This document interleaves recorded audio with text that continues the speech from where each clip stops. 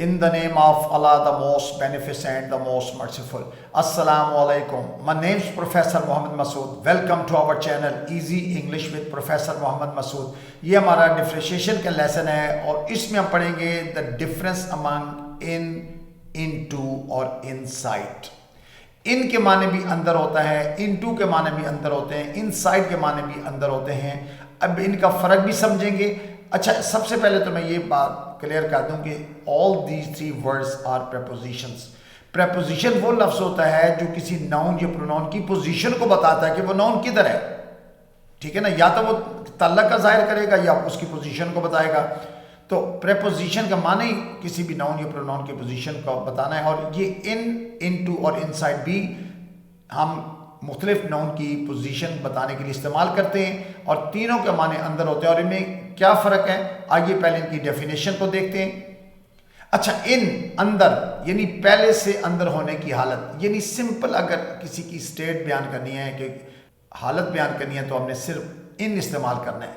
लेकिन अगर अंदर की तरफ बाहर से अंदर जाने की हरकत, अगर उसके साथ हरकत भी शो करनी है तो फिर इनटू इस्तेमाल करेंगे। यानी पोजीशन प्लस मूवमेंट, यानी अगर मूवमेंट भी है और पोजीशन भी है फिर इनटू इस्तेमाल करेंगे। लेकिन इनसाइड जो है ना, ये बिल्कुल अंदर या अंदरूनी हिस्से में, यानी जगह की जो अंदरूनी हद होती है उसके अंदर जब कोई चीज़ होगी तो फिर उसके लिए हम इनसाइड का इस्तेमाल करते हैं।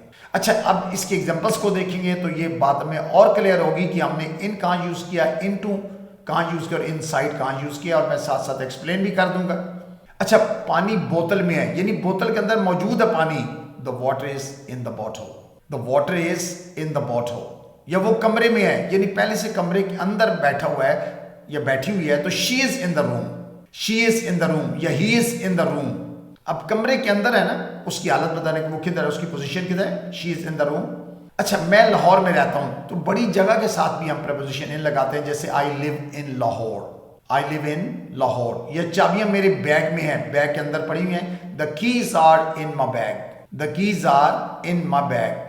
अच्छा, अब देखिए इनटू के एग्जांपल्स हैं। वो कमरे में दाखिल हुआ, यानी वो वॉक कर रहा है, अंदर चल के जा रहा है तो he walked into the room, he walked into the room. या इसे डब्बे में डाल दो, यानी आपने डालना है, मूवमेंट भी करनी है और डालना का डिब्बे के अंदर, तो put it into the box, put it into the box.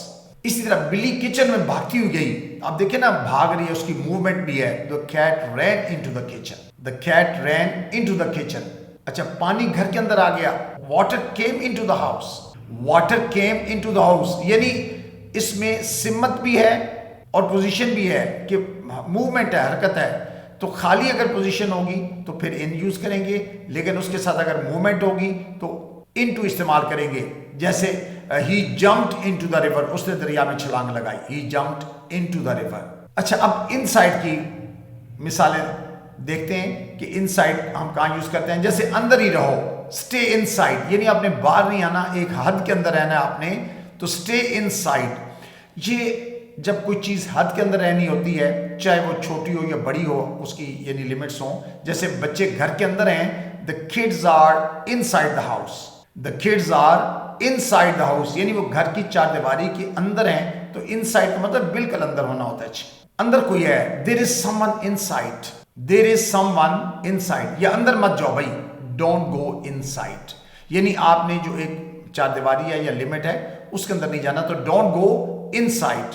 तो इनसाइड मीन बिल्कुल अंदर। इन कॉमन सा लफ्ज है, यानी कि बड़ी जगह के अंदर होना या कमरे के अंदर या उसकी पोजीशन को बता। इनटू जो है मूवमेंट प्लस जो है ना उसकी पोजीशन को बताता है, और इनसाइड बिल्कुल यानी किसी हद में होना। So I hope you must have enjoyed the video lesson. I think that's enough for today. Thank you very much, wish you best of luck, take care, goodbye for now.